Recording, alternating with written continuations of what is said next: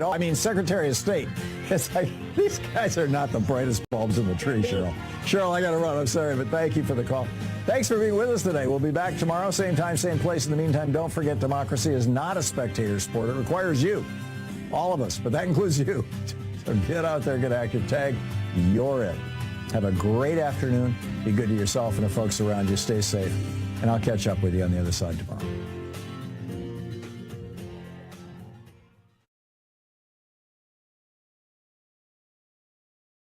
Top of the hour on the Progressive Voices channel on TuneIn presents the Green News Report. This really is next level offshore wind aggression. While we were out, the Trump administration halted construction of major offshore wind farm. Trump EPA exempted U.S. coal plants from new pollution rules. Plus, I think he's a very progressive pope. Pope Francis, champion of climate action and environmental justice, has left the building. That's a pretty fancy building. All of those stories and more straight ahead. From BradBlog.com, I'm Brad Friedman. And I'm Desi Doyen. Stand by for 6 minutes of independent green news, politics, analysis, and snarky comment. It's not all bad news. We're bringing back coal. No, really. Trump signed an executive order this week. We're bringing back coal. Not for energy, just blackface. This is your Green News Report. Okay, Desi Doyen, as usual, we take a week off and a year's worth of stuff happens, so good luck catching us up on what happened while we were out. Thank you. Well, as we go to air, it is Earth Day, celebrating the only planet in the universe known to support life. Earth Day 2025 marks a time of great upheaval as the Trump administration accelerates its destruction of climate and environmental laws and policies. While we were out, the Trump Environmental Protection Agency granted more than 70 U.S. coal-fired power plants 2-year exemptions from Biden-era federal air pollution regulations that were intended to reduce emissions of toxic chemicals such as mercury, arsenic, and benzene, plus soot from power plants, while the EPA now will work to dismantle those rules. The Trump administration also announced it will no longer require an environmental impact statement for thousands of oil and gas drilling leases across the U.S. West. Environmental groups sued the Trump EPA to restore deleted websites and databases that track pollution and climate impacts on low-income communities and environmental risks faced by tens of thousands of Americans. The Trump Department of Agriculture canceled a $3 billion program that helped farmers improve crop yields, soil health, and adopt climate-friendly practices. You're welcome, farmers. The Trump Interior Department halted the construction of a major offshore wind farm off the coast of New York State that supports nearly 4,000 jobs and would have powered 500,000 homes. Experts warn that stopping construction on a fully permitted project representing billions in investment that already broke ground indicates no projects are safe in any industry. This is Robert Freudenberg of the nonprofit Energy Regional Plan Association in an interview with NPR. It should send alarm bells, not just to the offshore wind industry, but to industries beyond offshore wind, that the federal government could choose to stop projects that had been approved and are underway at their whim. The Government Accountability Office last week issued an exhaustive new report finding that the offshore wind industry poses little risk to whales. Because it was never about whales for Donald Trump. It was about the fact that he didn't want to see windmills off of one of the golf courses he owned out in the ocean. And so now everybody's got to do without wind. The Trump Interior Department also launched plans to expand offshore drilling for oil and gas with a new 5-year offshore oil and gas leasing program that includes new zones in the Arctic. Oh, no problem with offshore gas. That's gorgeous. Meanwhile, the impacts of human-caused climate change are accelerating. Hundreds of millions of people in India and Pakistan grappled with unusually early extreme summer heat, last week hitting hitting a scorching 120 degrees Fahrenheit in some areas, straining energy supplies and wilting crops. A rapid analysis by European nonprofit Climameter directly attributed the early heat to climate change. They found minimal influence from natural variability and said that heat waves in the region today are 7 to 9 degrees hotter than in the 1980s. 120 degrees. Finally, Pope Francis died on Monday at age 88. Francis was a champion for the poor and marginalized and a surprising and outspoken advocate of tougher action to address climate change and environmental justice, bringing unprecedented focus to it at the Vatican. Among other actions, Francis issued a landmark encyclical in 2015, Laudato Si, calling climate change a moral issue interwoven with justice, and said the destruction of the environment is a sin. We must side with the victims of environmental and climate injustice, working to put an end to the senseless war against our common home. For much more on all of those stories and the ones we couldn't get to today, check out our website at greennews.bradblog.com. Don't forget you can download our reports anytime via Pandora, TuneIn, Apple, Amazon, and iHeart Podcasts. Find, follow, and share us planet-wide on the social medias, especially Blue Sky at Green News Report. I'm Brad Friedman. And I'm Desi Doyen. And this has been your Green News Report. Please help Progressive Voices support the Green News Report by stopping by bradblog.com/donate. Mary had a little man. We believe that all men are created equal. To the magnificent mosaic that is America. Radio beacon to radio beacon. I have a dream today. Change has come to America. Keep the faith. This is going to be a disaster. Knock, knock. Who's there? It's a figment of your imagination. Randi Rhodes Show. Turn up your mind.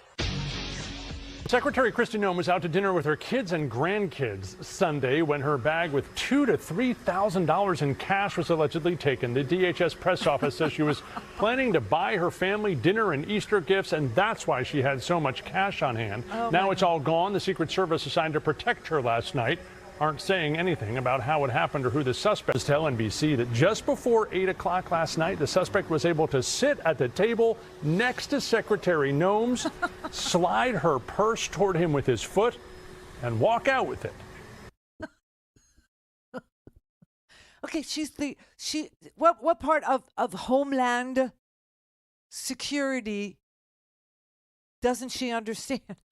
First of all, everything about these people. I mean, we have a drunk Secretary of Defense who is secretly being plotted against by the President of the United States to be replaced.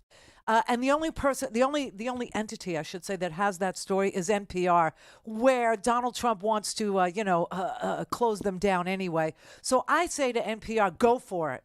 Report everything. Get sources inside, get sources outside, get sources B-side, get sources all over the place, the A-side, the B-side, and print everything you know. Just go for it. Go for it now. Do it now. Get it all out there. We have a drunk Secretary of Defense. NPR is reporting that Trump is secretly trying to replace him, okay? And now we have a Department of Homeland Security lady who runs around with $3,000 in her purse. $3,000. Can you imagine if you were an immigrant, which is all she's concerned about at Homeland Security? She's not concerned about terrorist attacks. She's not concerned about drug dealing. Because I'll tell you this right now. If you were an immigrant and you had $3,000 in your pocket, in your purse, in your bag, in your wallet, she would call you a human trafficker and send you to El Salvador. So I say she has $3,000 in her pocketbook. I say we send her to El Salvador. She knows her way. She's been there before. She had her passport in her purse with $3,000. Where is she going? What is she doing? Is that like fleeing money because Donald Trump is the president? Listen, I always told you, I would tell you when it's time to go. It's time to go. I'm going, as you all know. But yeah, this is unbelievable. So you have you have the Department of Homeland Security people who don't understand Homeland Security. You have the Department of Defense that doesn't understand anything to do with defense. They're very busy, including family members on private phones, giving them coordinates basically for, launches, missile launches and targeting information, just to brag, So how is that somebody that protects us? How is that somebody who, defends us against? And now here's the new one, the pro-life administration. And this is what I said I wanted to talk about yesterday. But, yes, it's true. I am leaving. Tomorrow will be our very, very, very last show. And yes, it is because of a health reason. And yes, I am going to retire on top of it because it's time. It's just time. But that said, moving on, the people who are so pro-life, that they literally took away women's rights ahead of an election. And America said, yeah, that's okay. They now are in control of the... I'm like, if this wasn't in like the Washington Post, if these stories were not in the New York Times or the Wall Street Journal for that matter, I would say these are stories from The Onion. The pro-life people now want to put people who are very much alive on the master death list. The master death list. Why do we have a master death list? We have a master death list for the purpose of paying Social Security checks to people on Social Security, but also people who are here working. Maybe they're not entitled to Social Security benefits because they're not citizens. They don't have green cards. They aren't permanent residents, but they still have a tax ID number. Oh, yeah, that's how it works. And a lot of people don't get this. They don't understand it until they hear somebody say it, and then they look it up themselves, which is what I suggest you do. I would suggest you don't believe a word I say and just look it up. That's what I would suggest, especially from here on out. Just look stuff up. But when people are here and they're working, they get a tax ID number. And so people who aren't eligible to receive benefits from Social Security actually pay into the fund. They pay in to the Social Security Trust Fund. And it actually buoys Social Security. It makes it richer than it would be if they didn't have a tax ID number. See? Now, Elon Musk and his Dogebags have this uniquely pro-death view, the Social Security master death list. I've seen it when my mom passed away. I mean, it's like instant, like they know. It's almost like, she didn't even have an iPhone, okay? But it's almost like they know somebody. It's because if you're living in an assisted living or if you're in a hospital, they file time of death, right? And they file a death certificate, and that goes directly to Social Security. It also goes to the family, but I think we actually have to ask for it. Like I have to say, can I have it? The Hall of Records, the whole thing. Maybe sometimes if you're buried, maybe your memorial services, person, your funeral director, we'll make sure you get a copy of it included in the cost of a $10,000 funeral if that's your way to go. But otherwise, I think you have to ask for it. But anyway, so here's the story. 2 days after the Social Security Administration purposely and falsely put 6,100 immigrants into the death file who were very much alive, a man who had worked there since he got out of college 25 years ago, who's now in charge or was in charge of hundreds and hundreds of technology experts. The guy who was in charge of the IT department at Social Security, who has never missed a payment. Pretty damn unbelievably good track record. This man's name is Greg Pierre, and Greg wasn't willing to break the law and falsify government records for people who were very much alive that the Dogebags wanted put on the master death list. So that, because the master death list has everything to do with your ability to function in society. It's not just government agencies, okay? But it's renting an apartment. It's having a credit card. It's being able to cash your check, okay? The master file is a data set that is used not just only by government agencies, but it's used by employers. It's used by banks. It's used by landlords to check the status of somebody, whether or not they're working, right? To check the status of whether or not you're a client of the bank and you can cash your check, or even a payday lending place.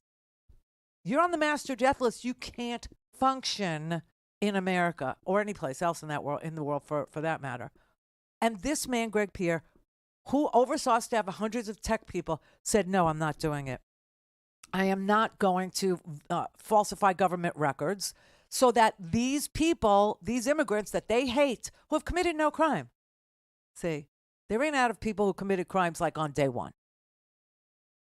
Because the number of people they said committed crimes in the United States that were here illegally, they're in jail. They already were in jail. And that's a fact. Look it up. And so 2 security guards came to his desk and escorted him out. And this is a guy who was very well liked by, his employees. He was a senior executive in Woodlawn, Maryland, in the headquarters of the Social Security Administration. And he told the Doge bag, what you're doing is illegal. And they said, we don't care. The pro-life people wanted to make dead people who are very much alive.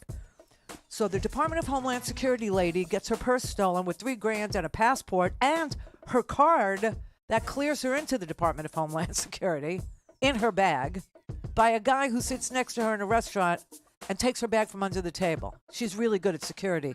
Homeland Security, you know. And now you got the pro-life people wanting to put you on a death list.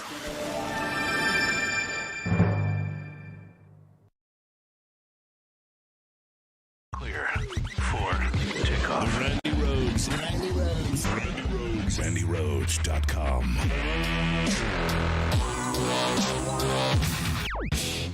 The Bob Cesca Show. Bob Cesca.